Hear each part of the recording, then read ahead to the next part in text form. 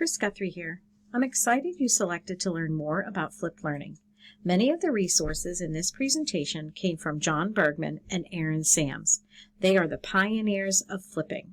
While still in the classroom, I was lucky enough to take their course and become a flipped certified teacher. I quickly saw the value and the benefits that flipped learning brought to myself and my students. Another resource I used to create this presentation came from the Flipped Learning Network. Move through this presentation at your own pace, pausing to take notes as needed. Keep our LEQ in mind. How does the flipped model support best practices in the classroom?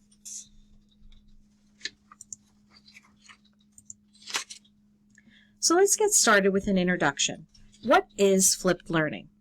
Flipped learning is a pedagogical approach in which direct instruction moves from the group learning space to the individual learning space, and the resulting group space is transformed into a dynamic, interactive learning environment where the educator guides students as they apply concepts and engage creatively in the subject matter.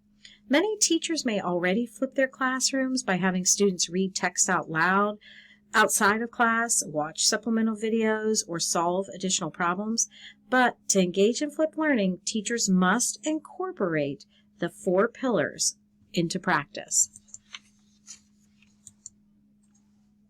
This video from John Bergman and Aaron Sams, the gurus and basically the creators of the flipped learning, does an amazing job explaining how to rethink the time and space of a traditional classroom.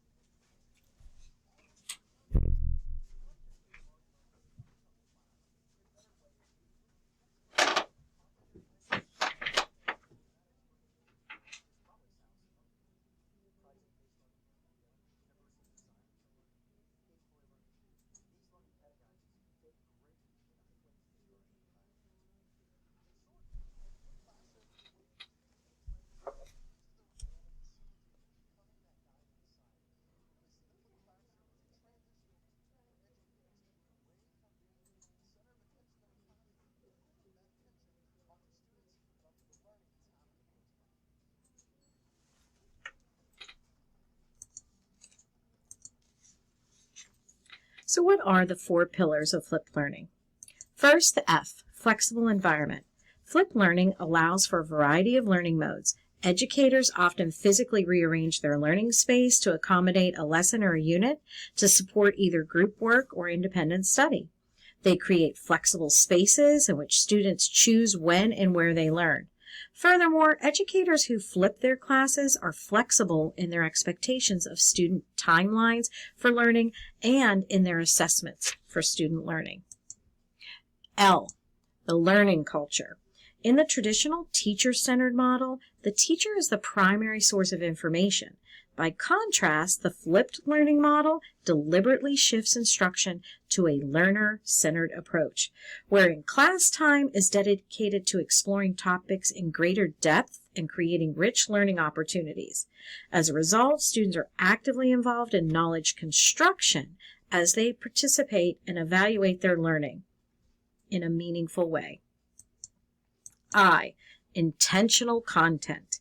Flipped learning educators continually think about how they can use the flipped learning model to help students develop conceptual understanding as well as procedural fluency. They determine what they need to teach and what materials students should explore on their own. Educators use intentional content to maximize classroom time in order to adopt methods of student-centered, active learning strategies depending on the grade level and subject matter.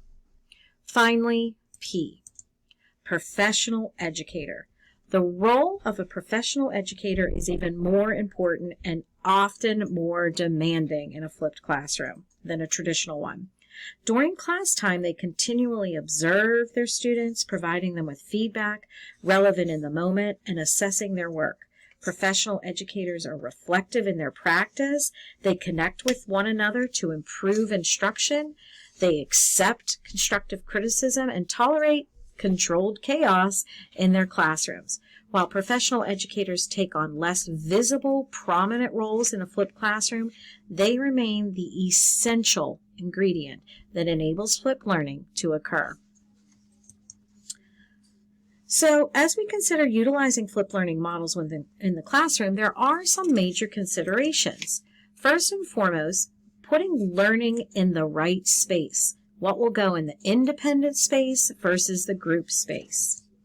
When planning the units of study, we want to remove those lower level skills from the group space so that the teacher can foster the development of those higher level thinking skills in engaging group activities during class time. When planning for the independent space, teachers need to focus on developing lower level thinking skills through the creation of the video that helps develop the baseline understanding of the topic or skill. Teachers need to consider how students will be actively engaged during that video, and finally, how will they be held accountable for their learning so that they may participate in the group activity. Accommodating students' needs in all these areas is a must as well to ensure success. Group space considerations. The purposeful planning of the independent space allows for a robust group space. The group activity should be so engaging that the students see the payoff for meeting the expectations of the independent work. Teachers should consider all of those found on this slide when building group space activities. Teachers foster the development of those higher level thinking skills rather than taking class time to stand and deliver. So how do we make flipped learning happen? First, train your students. Teachers training students how to interact with videos for learning is a must. Next, plan the learning activities purposefully that allows the connection between that independent and that group learning space. Record the video, keeping in mind it needs to be simple and should not exceed in length the age of the student. Finally, hold students accountable. Provide a note-taking guide or a learning task to complete along the way. This is their entrance ticket to that amazing group activity. Remember, that group space should be so engaging that students quickly learn that they want to participate. Take a moment now and reflect all that has been shared. Answer the question on your flexible playlist. How does the flipped model support best practices in the classroom?